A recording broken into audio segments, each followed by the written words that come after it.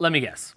You're looking to purchase a home, but there's nothing out there. And the stuff that does hit the market goes way above asking price, and people are coming out of their pocket with cash to cover the difference in appraisal.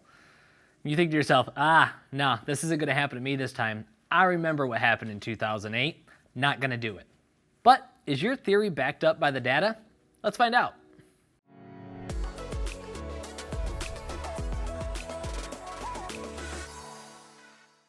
Hey, listen, I get it. You're finally in the market to purchase a home, and the market appears to have gone nuts. Values are going through the roof, and you're not sure if it's a really good time to buy because you remember what happened back in 2008. If you look at the millennial generation, it's the largest group of consumers that's ever happened before. So let's say you're in your mid-30s. That means the last housing collapse, maybe you were just graduating from college. Maybe you were still in school, but you remember what happened to your parents and your parents' friends, where people were underwater and people lost their homes. And what happened back then, as far as values going through the roof and people swallowing up homes, you feel like this is deja vu and it's happening all over again. However, is the 2008 market similar to this market? Let's find out. What we really need to look at between 2008 and now is inventory. Now, if you look at this graph, you'll notice that back in 2008, when values were climbing through the roof, inventory was at an all-time high. That's where certain things don't make sense. Usually, the value of something does not go up when the supply is at an all-time high. It's when the demand is at an all-time high and the supply is at an all-time low. Now, look at what it is today. Supply is at an all-time low, and this is a big deal because when it comes to housing, supply isn't something you can just whip up in a couple months. So you have to build new homes. You have to have people willing to put their houses on the market.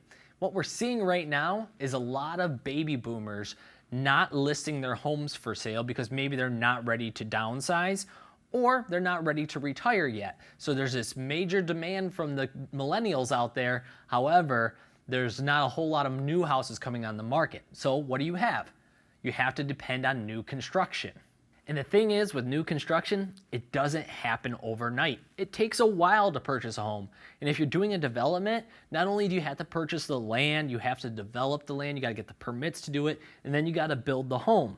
So when it comes to new construction, it just really cannot keep up with the demand. If you look at the inventory again at this graph, you'll see that the inventory is so low that you just could not build enough homes fast enough to meet that demand. So that's what we're seeing right now in the market, is that values are going through the roof because there's not enough supply, and supply cannot be created quick enough to handle the demand.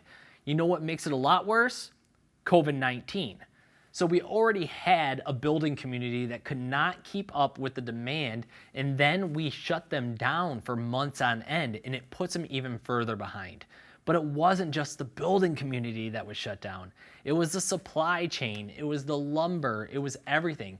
So the cost of building goes through the roof because the supplies go through the roof, and even once they opened up, could they get the materials they needed to build the home?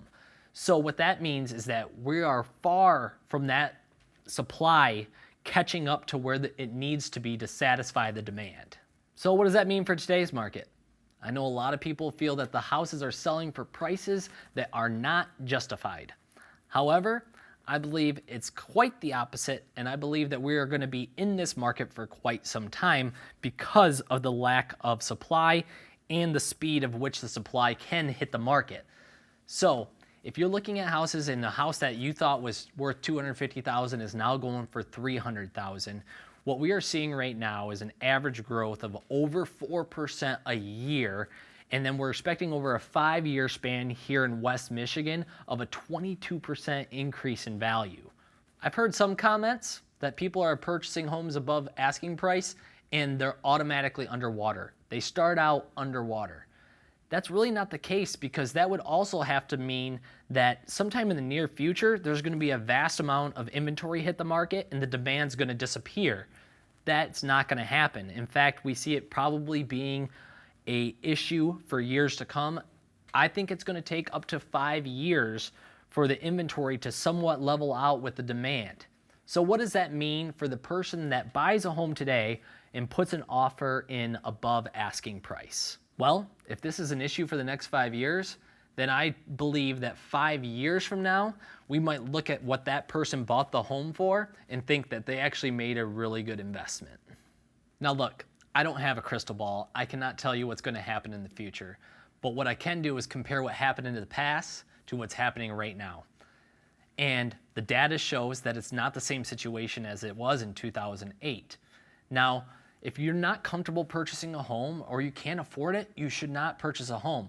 But if you are choosing to sit on the sidelines because you feel that you're going to wait till those prices decline, I think you're going to be waiting a long time. And 5 years from now, you might wish you would have pulled the trigger when interest rates were as low as they are and affordability is as high as it has been in a long time. Now, affordability, that's a whole nother video. But hopefully this information and this data gives you some comfort if you are in the housing market, that just because things are going over asking price doesn't mean that that asking price is actually the value of that home, and it doesn't tell you what that value is going to be in the future. Thanks for taking the time to watch this video. Let me know what you think in the comments below, whether you think I'm crazy, off the mark, or maybe you think the same way I do. Either way, we would really appreciate it if you followed us on Rapid Home Finance's Facebook page.